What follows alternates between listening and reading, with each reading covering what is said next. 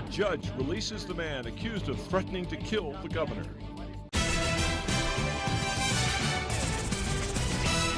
But that man will be tracked everywhere he goes. To make sure he stays far away from the governor.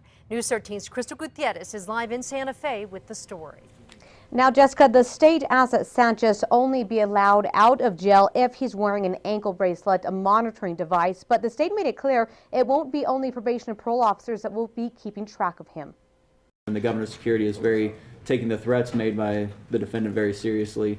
And they would like to keep, that's why we want it on GPS, so we can keep track of where he is, so that if the governor travels for whatever engagement she has, they would be able to check and make sure that the defendant is nowhere nearby, or if he is, they can keep an eye on him. And that was the district attorney's office that was speaking at that time. It may be a first for New Mexico. The governor's security detail keeping tabs of a Valencia County man who's accused of threatening the governor's life.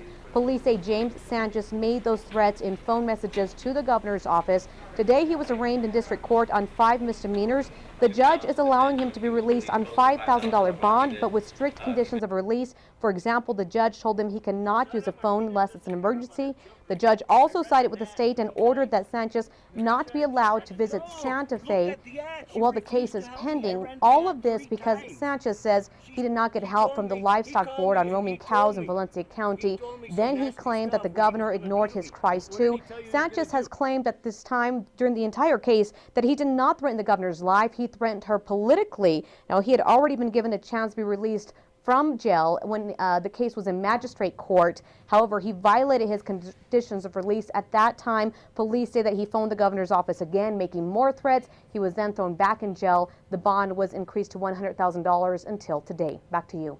Okay, Crystal, Sanchez, who's a veteran, will undergo outpatient treatment at the VA for PTSD. He faces anywhere from probation to a year in jail if convicted.